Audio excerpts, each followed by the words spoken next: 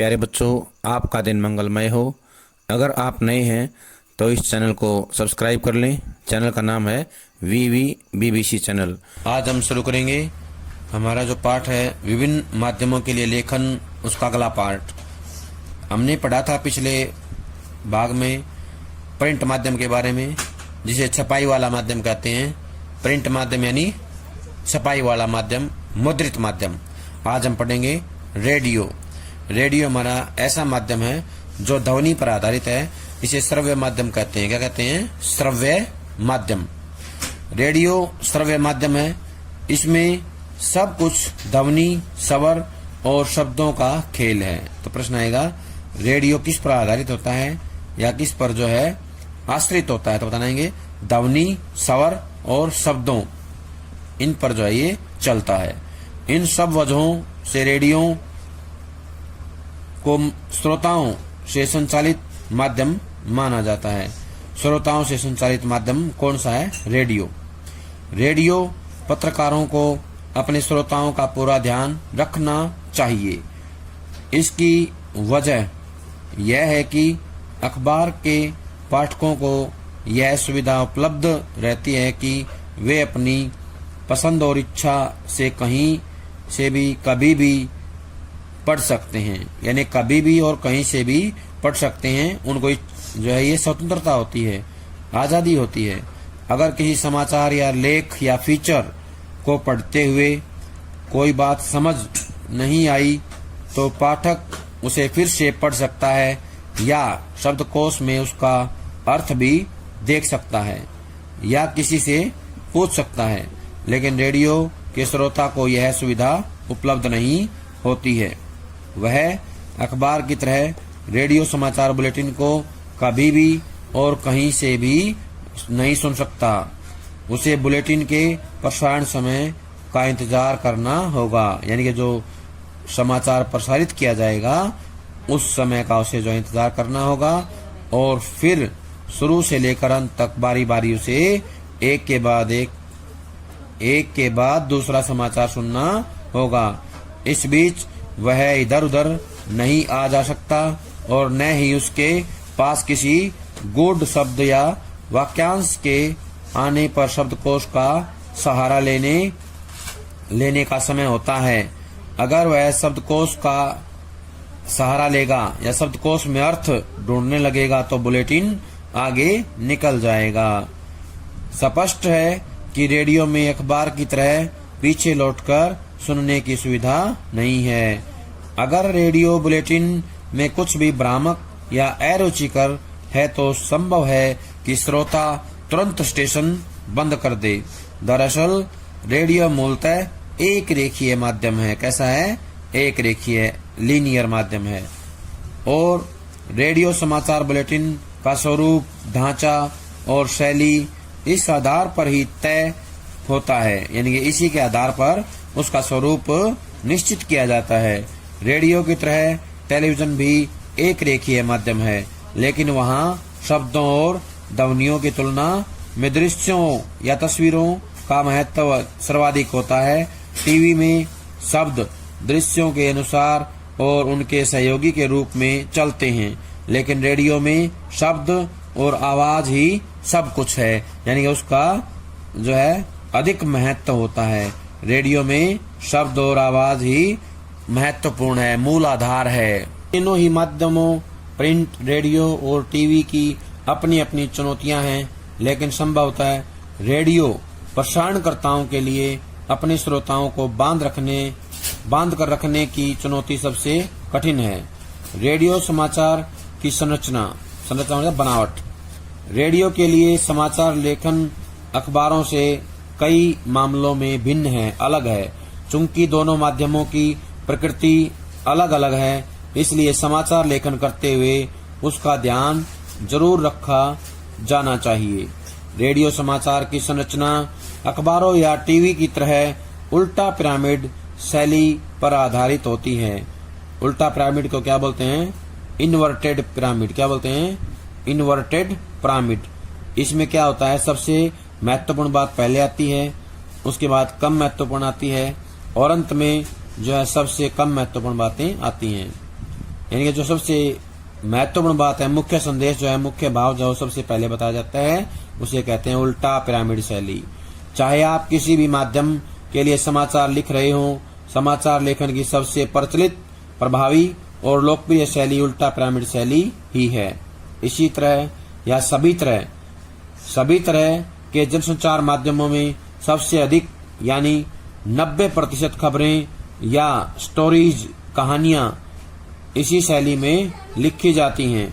उल्टा पिरामिड शैली में समाचार के सबसे महत्वपूर्ण तथ्य को सबसे पहले लिखा जाता है, यानी मुख्य जो संदेश होता है, मुख्य जो बात होती है, वो सबसे पहले जो लिखते हैं और उसके बाद घटते हुए महत्व क्रम में अन्य तथ्यों या सूचनाओं को लिखा या बताया जाता है। इस शैली में किसी घटना, विचार, समस्या का ब्यौरा कालानुक्रम यानी काल के अनुसार, कालानुक्रम के बजाय सबसे महत्वपूर्ण तथ्य या सूचना से शुरू होता है। तात्पर्य यह है कि इस शैली में कहानी की तरह क्लाइमेक्स अंत में नहीं बल्कि खबर के बिल्कुल शुरू में आ जाता है। उल्टा पिरामिड शैली में कोई निष्कर्ष नहीं होता। उल्टा पिरामिड शैली के तहत समाचार को 3 हिस्सों में विभाजित यानी कि बांटा या विभाजित करना, उनको जो है 3 भागों में बांट दिया जाता है या बांटा जा सकता है। इंट्रो, बॉडी और समापन। समाचार के इंट्रो या लीड, समाचार के इंट्रो या लीड को हिंदी में मुखड़ा कहते हैं। क्या कहते हैं? मुखड़ा भी कहते हैं। इसमें खबर के मूल तत्व को शुरू की 2 या 3 पंक्तियों में बताया जाता है। यह खबर का सबसे अहम हिस्सा होता है। इसके बाद बॉडी में समाचार के विस्तृत ब्यौरे को घटते हुए महत्व क्रम में लिखा जाता है।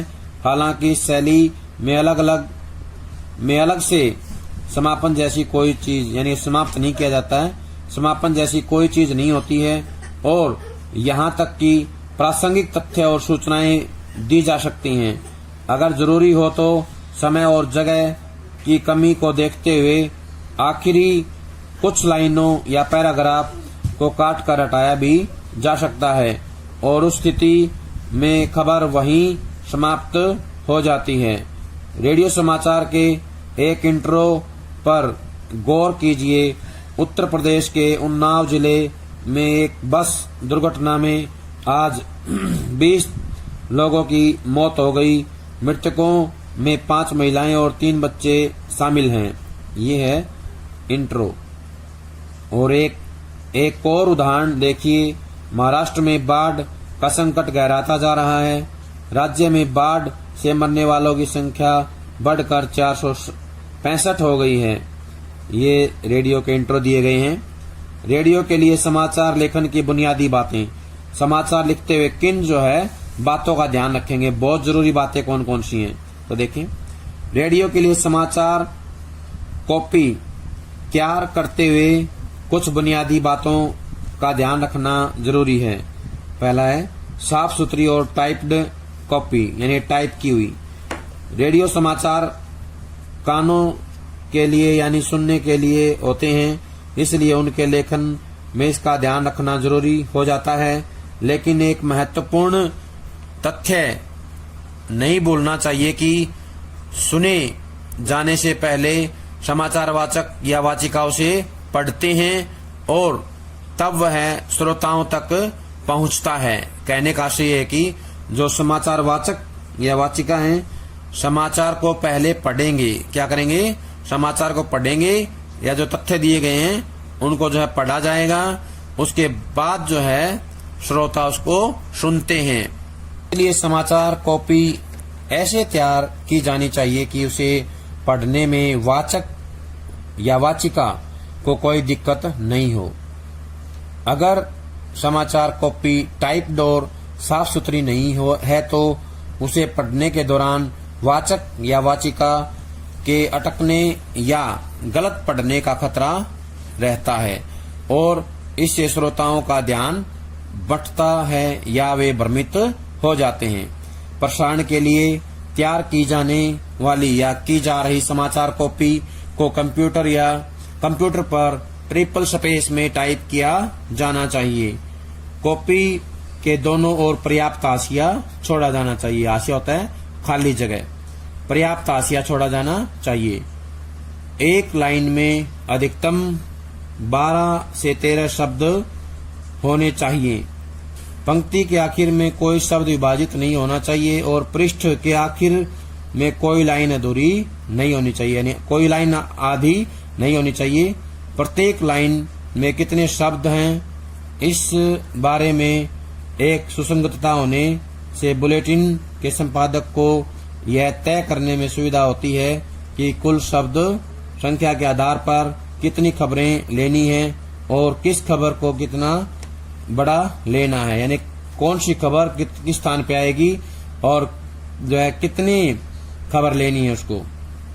समाचार कॉपी में ऐसे जटिल और उच्चारण में कठिन शब्द, संक्षिप्ताक्षर यानी कि एब्रीविएशन, संक्षिप्ताक्षर, अंक आदि नहीं लिखने चाहिए जिन्हें पढ़ने में जबान लड़खड़ाने लगे। अंकों को लिखने के मामले में खास सावधानी रखनी चाहिए। जैसे 1 से 10 तक के अंकों को शब्दों में और 11 से 999 तक के अंकों में लिखा जाना चाहिए, यानी कि 999 तक अंकों में लिखा जाना चाहिए। लेकिन 28,37,550 लिखने के बजाय 28,37,550 लिखा जाना चाहिए, अन्यथा वाचक या वाचिका को पढ़ने में बहुत मुश्किल होगी। इसे हमेशा ध्यान में रखना चाहिए। इसी तरह अखबारों में प्रतिशत और डॉलर जैसे संकेतों या संकेत चिन्हों से काम चल जाता है, लेकिन रेडियो में यह पूरी तरह वर्जित है, यानी प्रतिशत और डॉलर लिखा जाना चाहिए। जहां भी संभव और उपयुक्त हो, दशमलव को उसके नजदीकी पूर्णांक में लिखना बेहतर होता है। इसी तरह 28,37,550 रुपए को रेडियो में लगभग 28 लाख रुपए लिखना श्रोताओं को समझाने के लिहाज से बेहतर है, यानी कि अच्छा रहेगा।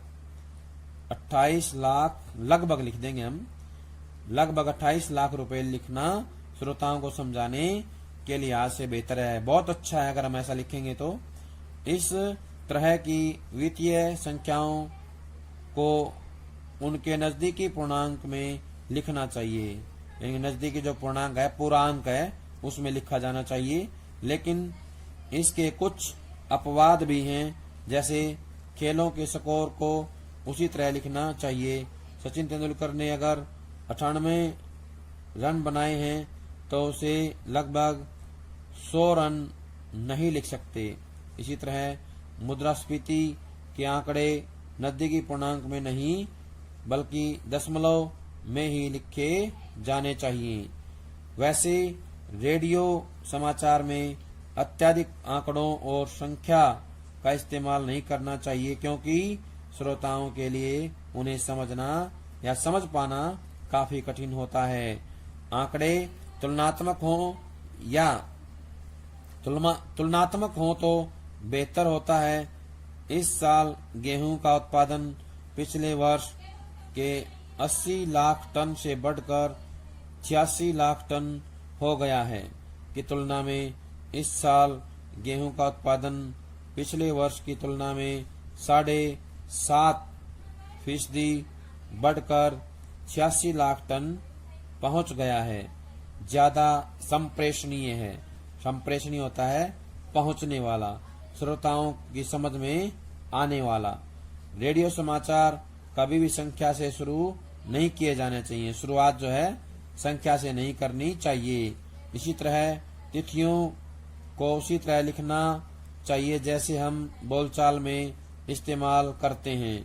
15 अगस्त 1985 न कि अगस्त 15, 1985 इस तरह से हमें नहीं लिखना चाहिए।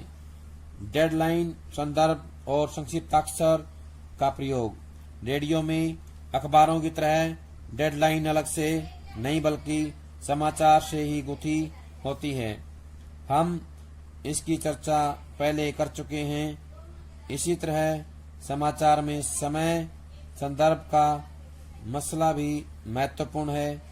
अखबार दिन में एक बार और वह भी सुबह छप कर आता है, जबकि रेडियो पर 24 घंटे समाचार चलते रहते हैं। श्रोता के लिए समय का फ्रेम हमेशा आज होता है, इसलिए समाचार में आज सुबह, आज दोपहर, आज शाम, आज तड़के आदि का इस्तेमाल किया जाता है। इसी तरह बैठक कल होगी या कल हुई बैठक में का प्रयोग किया जाता है। इसी सप्ताह, अगले सप्ताह, पिछले सप्ताह, इस महीने, अगले महीने, पिछले महीने, इस साल, पिछले साल, अगले बुधवार या पिछले शुक्रवार का इस्तेमाल करना चाहिए। संक्षिप्त अक्षरों के इस्तेमाल में काफी सावधानी बरतनी चाहिए। बेहतर तो यही होगा कि उनके प्रयोग से बचा जाए, यानी कि प्रयोग ना किया जाए, और अगर जरूरी हो तो समाचार के शुरू में पहले उसे पूरा दिया जाए, फिर संक्षिप्ताक्षर का प्रयोग किया जाए। संक्षिप्त अक्षरों के प्रयोग के दौरान यह देखा जाना चाहिए कि वह कितना लोकप्रिय है, जैसे WTO, UNICEF, SAARC, ICICI bank का इस्तेमाल सीधे भी किया जा सकता है, यानी कि जो प्रसिद्ध हैं, लोकप्रिय हैं, उन्हीं संक्षिप्त अक्षरों का हमें इस्तेमाल करना चाहिए। अगर ऐसा नहीं है तो हमें उनका प्रयोग नहीं करना चाहिए। प्यारे बच्चों, आज जो काम करवाया गया है सभी इसको अच्छे समझ करके कॉपी में लिखकर याद करें। सभी का बहुत बहुत धन्यवाद।